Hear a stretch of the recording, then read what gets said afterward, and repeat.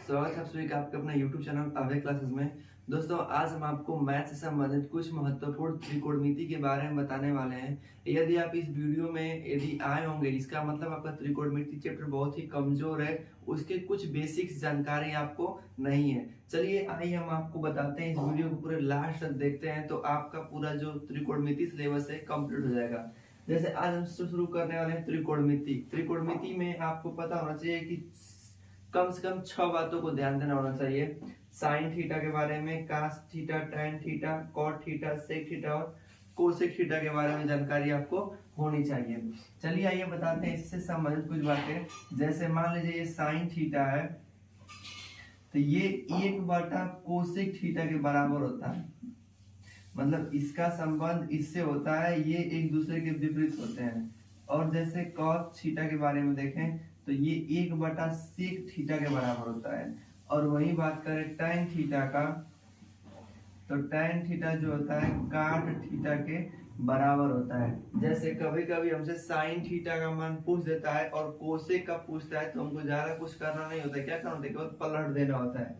जैसे अगर दे देगा आपसे कि साइन थीटा बराबर 3/5 है तो आप कोसेक थीटा का मान बताओ। किसका मान बताओ? कोसेक थीटा का। तो कोसेक थीटा निकालने के लिए ज्यादा कुछ नहीं, केवल इसको क्या कर देना है, पलट देना है।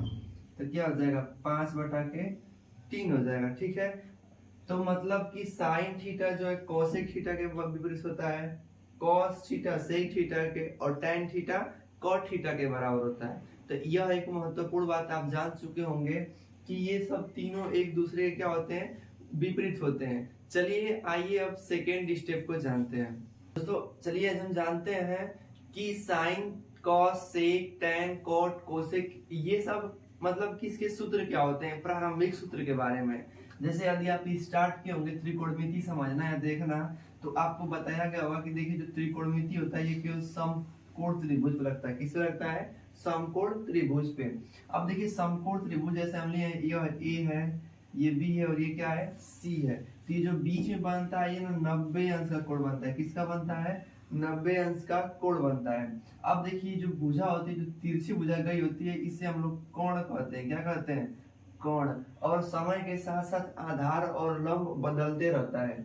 जैसे अगर हमको ये त्रिभुज ले लें और आपसे पूछें कि बताइए इस त्रिभुज में साइन थीटा बराबर क्या होगा, अगर हम यहाँ पे थीटा का मान रख दें, ये कोई समकोण त्रिभुज ABC है, इसका मान 5 है, 4 है और उसका मान 3 सेंटीमीटर है। अगर आपसे सूत्र के बारे में पूछ देगा कि sine theta, cos theta, sec theta के बारे में बताइए तो कैसे हम बताते हैं समझिएगा। आपको पता होना चाहिए कि जो ये कोण वाला भुजा होता है ना, मतलब तिरछा, इसको बोलते हैं कोण। क्या बोलते हैं? कोण।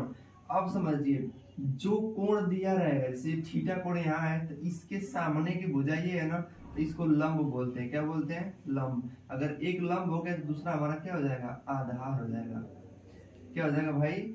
आधार हो जाएगा। अब जैसे मान लीजिए यही त्रिभुज हम बनाए, कोई दूसरा त्रिभुज बना दें, अगर हम इसमें थीटा कोण इसको कर दें, इस वाले को, तो हमारा तो कोण फिक्स रहेगा कि ये कोण है, लेकिन अब हमारा लंब बदल जाएगा। ये हमारा क्या हो जाएगा? लंब। क्योंकि थीटा कोण के सामने वाली भुजा क्या कहलाती है? लंब कहलाती है। और इधर हमारा क्या हो जाता है? आधार। क्या हो जाएगा? आधार। हमारा मेन प्रश्न ये है कि सर जी बताइए कि साइन, कास, टैन, सेक, कोसेक को कैसे हम समझेंगे कि कब आधार बटा लंब, कब कोण बटा आधार लिखते हैं। सुनिएगा, इसको सीखने के लिए आपको एक सूत्र बता दें, LAL, लाल बटा कक्का। क्या होता है? लाल बटा कक्का। ये आपका पूरे सूत्र को बता कर रख देगा। जैसे अगर साइन थीटा के बारे में आपको जानकारी लेना है तो लंब बटा के कोण, यल से लंब, के से कोण, तो क्या हो जाएगा? लंब बटा के कोण। अगर हम सूत्र रखते हैं तो हमारा हो जाएगा। ऐसा ही साइन थीटा पूछेगा तो हम आधार बटा के कोण करेंगे। क्या करेंगे भाई? आधार बटा के कोण करेंगे। सेम ऐसे अगर टैन पूछता है तो लंब बटा आधार,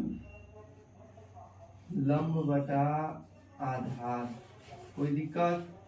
कोई दिक्कत नहीं है। अब समझिए 3 गो था तो हम 3 को कंप्लीट कर लिए, तो अब कैसे करना है? अब हमको नीचे ऐसे आए तो नीचे घूम जाना है। अब जैसे पूछेगा काट तो हम कहेंगे आधार बटा के लंब, क्या कहेंगे, आधार बटा के लंब कहेंगे।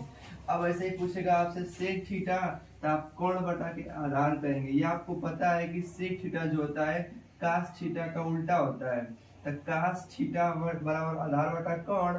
तो सेक पूछेगा तो क्या करेंगे, पलट देंगे, तो पलटने पर क्या सूत्र मिल जाएगा, कोण बटा आधार, क्या हो जाएगा, कोण बटा आधार हो जाएगा। अब हमारा लास्ट बचता है sec theta, sorry cosec theta. क्या बचता है, कोसेक थीटा।